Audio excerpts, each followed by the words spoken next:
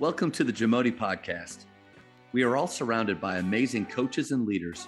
So let's get an inside look at not just what they do, but how they do what they do. After all, becoming the best versions of ourselves is JAMODI, just a matter of doing it. Coaches, the JAMODI podcast is powered by Ballogy. Manage and measure your players' skill development and increase accountability year-round utilizing the Ballogy app. Boost inter-squad competition with drills backed by the National High School Basketball Coaches Association, including a 40-shot Ballogy skills assessment. Please visit ballogy.com/teams for information on how you can provide this resource for your team. Well, culture is one of those buzzwords that, man, it's just thrown around a lot. There's a legendary coach in this area. He was at Coach Fitch. He was at Birdville High School for 30 years, and he just retired. And we were talking, and he said, that word 15, 20 years ago, we never used that word, but they all had a culture, and they were aware of it. So how do you feel like culture drives performance? Well, the thing is funny because I just got through doing a whole clinic on culture for some soccer coaches, the Louisiana High School Soccer Coach Association. And the thing I explained to them, I said, is every single one of you here have a culture.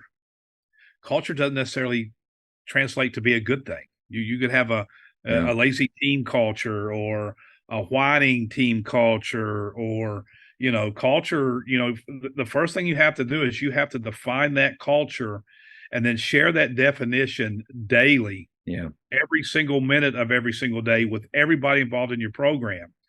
To me, I think the thing that's important about culture is its beliefs and values and standards. It's not rules. Rules doesn't create culture. It's about those standards, those things that you believe in. Everybody's culture is going to be a little bit different, and there's not one culture better than another culture in terms of successful programs. There's a lot of different ways to coach this game, but you have to have a great understanding of what your culture is, and it has to, carry over to all phases of your program. Your culture is how you play the game. It's how you travel. It's how you are in the classroom, because it's standards and values. And then, one of my favorite things about culture is Doc Rivers saying, you have to fight for that culture every day. Culture never arrives. You don't come into your office and say, man, I have created a great culture.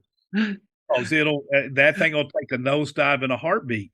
Yeah. So it takes a lot of work. And I think, obviously you have to work hard to get everybody to buy in. And I think one of the ways to get people to buy in is have them involved in defining your culture. As a head coach, just don't come in and say, this is who we are. This is what we want to be. Sit down and have those conversations. Real quick, when Nick Saban was here at LSU and we were coaching at women's basketball, we'd never been to a Final Four. And we go to an Elite Eight, and we're one game away, and we lose. And we've got about 3 or 4 starters coming back, and everybody's talking Final Four, national championship. We've never even been there. And we were very aware of Saban's process-oriented philosophy. Saban never talks about, we want to win 12 games. We want to win a national championship. He doesn't talk about any of that. Saban's thing is the next play. That is it. That is absolutely it. He told me once that he, other than his quarterback and his defensive captain, nobody's allowed to look at the clock because it has absolutely no bearing on their job. Doesn't matter first quarter, second quarter, third quarter, fourth quarter. Doesn't matter if it's 1st and 10, 2nd and 16, 3rd and 2. We're up 3 touchdowns. We're down. That has nothing to do with the ball being snapped and this guard pulling here and block. You have a job to do. One of my favorite Belichick stories, he's at a press conference to start the season off, and a reporter goes, Coach Belichick, you won 5 Super Bowls.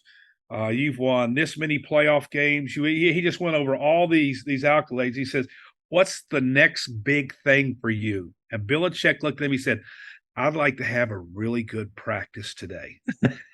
And a lot of writers kind of chuckled like that, but he was dead serious. He was dead serious. So Saban comes and talks to our team about the process, about, not worrying about points scored or win totals or none of this stuff. He goes into how they are just concentrating on the next play, on giving everything they got to being in the moment. Being in the moment. By the way, Phil Jackson said that the number one attribute that Michael Jordan had wasn't his athleticism, it wasn't his competitiveness, it wasn't his skill set, was his ability to be fully in the moment. So, Saban tells this to our kids, and about 3 months later, Coach Gunner brings our captain, Tamika Johnson, in, says, "Hey, I want you to go back, meet with your team, and I want you to come back with our team goals for the season." And so a week later, she comes back and says, "Coach, we met, we're good." And she said, "We just got one goal this year." And I just remember my heart sunk. I said, she's going to say Final Four or national championship. Coach Gunner said, "What is it?" She said, "Coach Gunner, we want to be the best practice team in America." And then Coach Gunner takes it another level. She goes, "Okay, I need you to go back and I need you to talk to the players. I want to know, what's that going to look like? What's that going to sound like? What's that going to, when we come to the center after every practice, what are we going to talk about to say, well, we the best practice team in America?" And that team went to the Final Four and started a run of 5 consecutive Final Fours. And every one of those teams, their goals were intangibles. None of them were numerical. None of them were result oriented. Yeah. And that to me, that's what cultures are. Tom Izzo says the best coach team is a player coach team. And I think what he means by that is your culture and your standard is such as that players are holding each other accountable. Right. When Kevin Durant was at Oklahoma City, I don't know if he still does it or not, but when he would go work out, he would grab a different teammate every time to take with him. Number one, he wanted to work out with somebody, but number two, that was his way of ensuring this guy's getting some extra work in. I mean, that to me, that's a culture thing right there. Yeah. And then it starts at the top. If we want a culture of hard work and sacrifice and unrequired work, those kids need to see it from us. When they see that, it's going to filter down. But to me, I keep going back. Standards, values, beliefs, that's what good cultures are. I love what you said about it's not rules, and because rules are, they're going to be broken. Sure. I mean, we're naturally going to try to find ways to break that. That's a part of our nature. But those standards, those are things to be upheld. Like those are things to aspire to. And so I like the contrast you made with that. I was thinking of, there's been a lot of years here where I started out the year with state championship. Let's work our way back from there. Oh, I have. Yep. But like books like Burn Your Goals and listening to guys like Nick Saban, it really messes with your thinking, because my question to you is, your girls heard from Nick Saban, and that really, I think, in probably a lot of ways shaped that answer to your coach's question of go create some goals. If I asked my guys to do that, it would most likely be, we want to win district, we want to do this, we want to do this and that. How do I go about reshaping that without saying, hey, we don't talk about that? We're not about that. We're about the process. How do I not just crush them, but get them thinking more like, oh, those are great. Let's talk about how we're going to do that. Like, what are your thoughts? Well, I think, first of all, those are very normal goals for competitors. Kids want to win. Yeah. I think what the process is, though, is that's the map to get there. You absolutely want to win. It's like, I had an opportunity to speak to Jim Boone's team at Greensboro College in Greensboro, North Carolina, a couple of weeks ago. And I thought it was funny that one of the things I hit on to them is, before you can win championships, you have to be champions. And usually when I talk to teams like that, you can see what, but Jim had already started down that road with that team. And the way to be a champion, to win a championship, is to do the things that the champions do on a daily basis. One of our big Don Meyer things is be an NBA player, and an NBA stands for next best action. And if you're constantly focusing on the next best action, then good things are going to follow. What kids have to understand is, sometimes the most important thing for all of us is knowing that we have to put all our energy into the things that we can control. Sometimes winning is out of our control.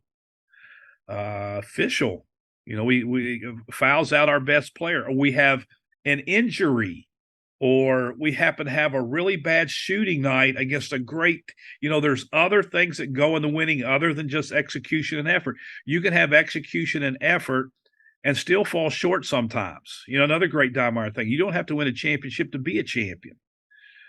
So guys, we love your goals, but let's talk about what do we need to do to get there. The other thing that Saban preaches is if you're constantly thinking about winning, that's taking energy away from the thought process of what we need to do right now. I need you to think about blocking. I need you to think about running this pass pattern the way we've worked on it 432. I don't need you to think about winning. I don't need you to think about you scoring a touchdown.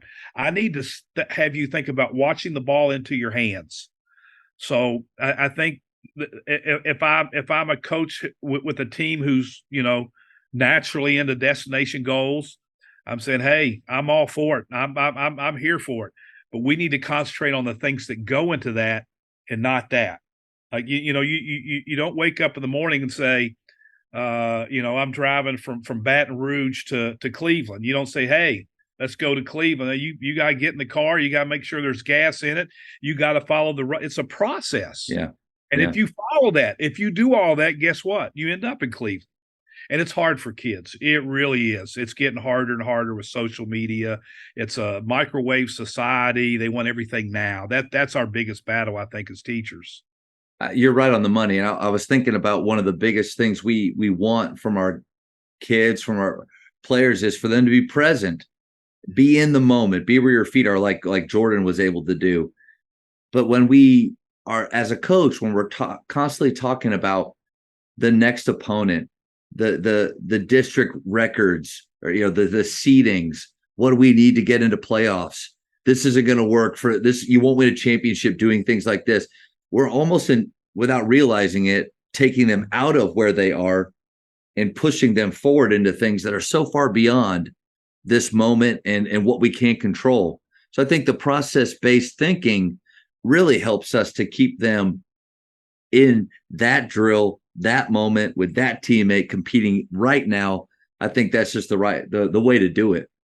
Well, I think you hit on something very important, and that's the leadership, the verbiage from the leadership. I'm working for a lady, Kim Malky, now, who I have never worked with anybody who her verbiage at practice. She'll make a comment to a kid that's setting that kid up for something 2 weeks from there. But we just coming off a season when we were blessed to win a national championship. At no time did we talk about winning a national championship. At no time. Now, we had kids talking about going to the Final Four, and Kim, she knows exactly how to reel them back in. She said, I heard one of you guys talking about winning the Final Four. I can't get you to cut off the baseline in this drill right here. You guys aren't going anywhere. I could hear it. I could hear her say that. She'll also later in that day, we'll do something good, and she'll say, guys, that was a Final Four possession. She won't say she'll say that was a Final Four possession. So verbiage, what we say, because they hear everything we say, and they're constantly trying to figure out. So I think your verbiage is important, making sure your entire staff shares that same verbiage, the same message, that everybody's on the same page. I think that's what the great programs have. I mean, they have a shared vision and a shared message on a daily basis. Thank you for checking out today's episode. Please take a moment to subscribe to this podcast, share it with your fellow coaches, and find us on social media for what's coming up next on the JAMODI podcast. It's just a matter of doing it.